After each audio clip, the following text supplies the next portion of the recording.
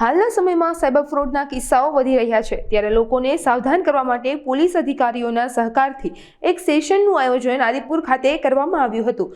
જે સેશનમાં બહોળી સંખ્યામાં વરિષ્ઠ નાગરિકો હાજર રહ્યા અને ઓનલાઈન ફ્રોડ કઈ રીતે થાય છે તે અંગે લોકોને માહિતગાર કરવામાં આવ્યા હતા।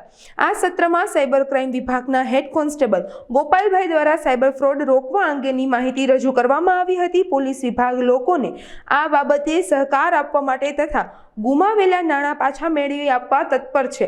આ સેશન દરમિયાન SRCના 2 ડોક્ટરો પ્રેમ લાલવાણી અને સેવક લખવાની તથા સિંધી સેવા મંચના સંસ્થાપક Kamlesh Maydasani, Adipur police inspector DG Patel, police constable Pragnesh Rathod, Vaibhavi Gor, media convener Bharati Makhijani, Dipen Jod, Binitaben Bansal પણ ઉપસ્થિત રહ્યા હતા। આજે અહીંયા સાયબર ક્રાઇમ વિશે માહિતી આપવા માટે અમારા આદિપુર પોલીસ સાયબર ક્રાઇમના બધા અમારે સાથે SRCના ડાયરેક્ટર બધા અમારે સાથે જોડાયા હતા। લોકોને અવેરનેસ માટે કેટલા બધા જે ફ્રોડ થઈ રહ્યા છે ડિજિટલ માર્કેટથી, ડિજિટલ સારી પણ થાય છે, એનાથી પણ એને જે સાઈડ ઇફેક્ટ પણ થાય છે, એ માટે માહિતી આપવા માટે કે કેટલા બધા ફ્રોડ થઈ રહ્યા છે।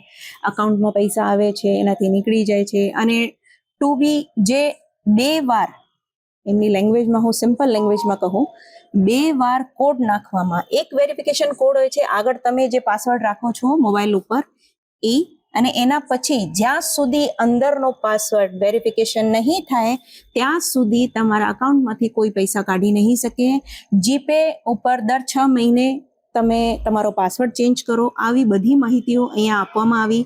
છોકરાઓને તમે જે મોબાઈલ આપો છો કે ગેમ રમે છે, એમ ગેમમાંથી પણ ઘણી બધી વસ્તુઓ બાળકો સાથે પણ આવો જો ક્રાઇમ થઈ રહ્યો છે કે આપણે બાળકોની પિક્ચર્સ, નાના બાળકોની પિક્ચર્સ નવડાવતા એમને ખીચીએ છીએ અને આપણે આપણામાં જ શેર કરીએ છીએ, બીજાને નથી કરતા, પણ છતાંય એ આગળ સોશિયલ મીડિયા દ્વારા આગળ પ્રસાર થતો હોય, વાયરલ થતો હોય અને પછી એડિટિંગ કરી અને જે ક્રાઇમ થાય છે એ આપણે પછી જ રિયલાઇઝ થાય છે કે આવું બધું પણ થઈ શકે છે। તો તમારે બધાને એક મારા તરફથી રિક્વેસ્ટ છે કે ફોટા કાઢો કાં વિડીયો બનાવો, પણ બધાને શેર ના કરો, ઇન્સ્ટા પર એવા ફોટા ના નાખો કે તમારા ફોટાનો મિસયુઝ થઈ શકે અને એનાથી ક્રાઇમ બને ને તમે પણ મુસીબતમાં આવો। મારી તમારે બધાને રિક્વેસ્ટ છે કે પ્લીઝ એલર્ટ રહો અને 1930 પણ કાંઈ પણ ક્રાઇમ થતો હોય ને તમારે હેલ્પની જરૂરત હોય તો ત્યાં ફોન કરીને તમે કરી શકો છો।